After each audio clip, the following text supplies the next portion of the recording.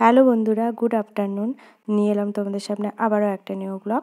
তো চলো স্কিপ না করে প্রথম থেকে শেষ পর্যন্ত দেখতে থাকো, আশা করি ভালো লাগবে। তো ভিডিওটা শুরু করার আগে প্রথমে বলে দিই, আমি তো আমার নতুন একটা ব্লগে সকলকে অনেক অনেক স্বাগত। আশা করি সবাই ভালো আছেন, সুস্থ আছেন, আর আমিও খুব ভালো আছি। তো চলো আজকে লাঞ্চ মেনুটা তোমাদের সাথে শেয়ার করব। তো আজকে দিনটায় কী করছি তো দেখতেই পাচ্ছ, এদিকে আমি চাল তুলে দিয়েছি জল গরম করে, এদিকে ভাত হচ্ছে, মানে এখনও ফুট ওঠেনি। আর এদিকে দেখো, আজ অনেক দিন পরই পুঁই শাক এসেছে, অনেকটাই পুঁই শাক, মানে 4টে ডাঁটা মতো আছে পাতা সমেত।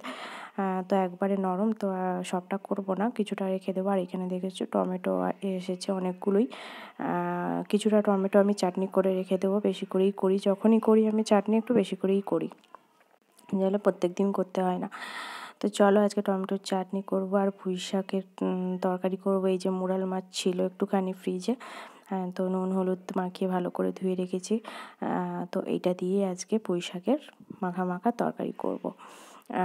তো চলো মাছগুলো ভেজে নিই, আরও মাছ আছে। তো এই মাছটা প্রথমে বের করে ধুয়ে নুন হলুদ মাখিয়ে নিয়েছি। আর বড় মাছ আছে রুই মাছ, তো দেখতেই পাচ্ছ এটাও আমি ফ্রেশ করে ধুয়ে আমি নুন হলুদ মাখিয়ে নিয়েছি। মাখাইনি, মানে দিয়ে রেখেছি, এবার মাখিয়ে আমি ভাজতে শুরু করব। তো একদিকে দেখো আমার ভাতও ফুটে উঠেছে টকবক করে, আর এদিকে আমি ততক্ষণ সবজিটা কেটে রেডি করে নেব। তো চলো ভাতটা এখানে ফুটছে, ফুটুক। আর এদিকে আরেকটা কড়াইতে আমি মাছ ভাজা চাপিয়ে দেবো। তো দেখো তেল গরম করে আমি মাছগুলো চাপিয়ে দিয়েছি। তো আস্তে আস্তে এখানে ভাজা হোক, আরও মাছ বাকি আছে। এটা ভাজা হয়ে গেলেই আমি মোরাল মাছটা ভেজে নেব। তো মাছগুলো ভাজা আগে কমপ্লিট করে নিই, তারপরেই কোন তরকারিটা আগে করি সেটা ভাববো। তো মাছটাই যেহেতু ভাজি, মাছের ঝাল করবো, মাছে আর আজকে আলু দেবো না। আর এই যে দেখতে পাচ্ছ আরেকটা কড়াই বসিয়েছি, এটাতে আমি এই যে টমেটো কেটে রেখেছি, কেটে আমি ভালো করে ধুয়ে নিয়েছি। তো এটা আমি আগে আলাদা কড়াইতে আমি চাটনিটা বসিয়ে দেবো। তো দেখো ফোড়ন আর লঙ্কা দিয়ে দিয়েছি, দিয়ে টমেটোও তুলে দিয়েছি, একটু নাড়াচাড়া করে আমি নুন হলুদও দিয়ে দেবো, দিয়ে একদম চিনি দিয়ে আমি ঢাকিয়ে দেবো। ততক্ষণ এটা আস্তে আস্তে হতে থাক। তো দেখো আমি সব কিছুটাই দিয়ে দিয়েছি, নুন হলুদ চিনি একেবারে সব দিয়ে দিয়েছি, কিন্তু আমি জল দিইনি। ওই চিনিতেই একদম জল বেরিয়েছে, আর টমেটোর যা জল বেরায় সেইটাতেই। এটাই আস্তে আস্তে হবে, সিদ্ধ হবে। তো ততক্ষণে আমি ঢাকিয়ে দেবো, এটা আস্তে আস্তে হোক, ততক্ষণ আর বাদবাকি কাজগুলো সেরে ফেলি। তো দেখো আমার তো মাছ ভাজা, ওইদিকে বড় মাছগুলো ভাজা হয়ে গেছে, আর এদিকে দেখো আমি মোরাল মাছগুলোও চাপিয়ে দিয়েছি, এটাও আমার হয়ে গেছে, ভালো করেই ছেঁকে নিয়েছি মাছগুলো, দেখতেই পাচ্ছ। তো দেখো এই মাছগুলোও আমি ছেঁকে নিয়েছি ভালো করে।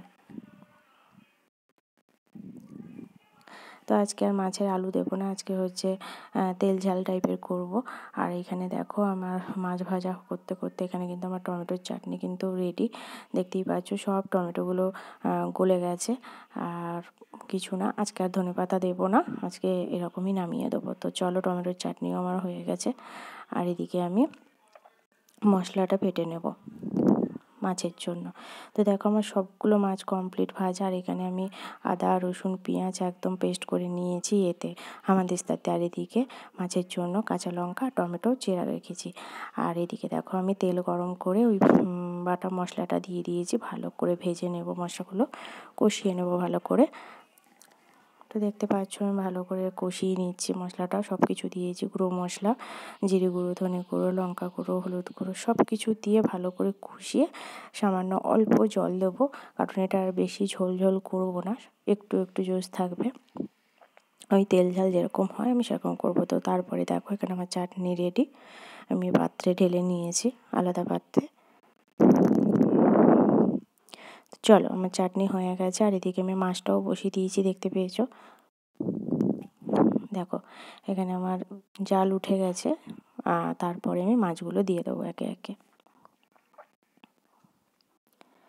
তো একটু টকবক করে ফুটিয়ে নেবো, টকবক করে ফুটিয়ে নিয়ে আমার মাছটাও রেডি হয়ে যাবে, এটা একটুখানি ঢাকা দিয়ে ফুটিয়ে নেব।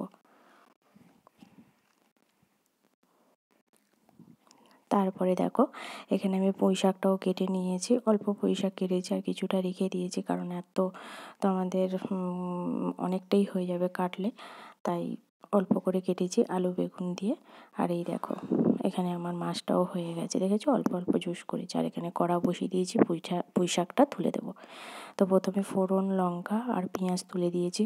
যেহেতু মাছ পড়ছে একটুখানি একটা পেঁয়াজ দিয়েছি, ভালো লাগবে। আর তার পুঁই শাকের জন্য সর্ষে বেটে নিয়েছি। এই যে সর্ষে বেটে নিয়ে চলে এসেছি। তারপরে আমি পুঁই শাকটা তুলে সর্ষে জল ঢেলে দেবো। তো দেখো এখানে লঙ্কারে ভাজা হয়ে গেছে। তো দেখো পুঁই শাকটা তুলে আমি একটু সর্ষে জল দিয়ে দিয়েছি।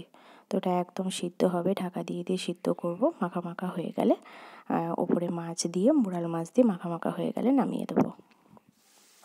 তো দেখো আলুও সিদ্ধ হয়ে গেছে আর মাখা মাখাও হয়ে গেছে, কত সুন্দর লাগছে দেখতে।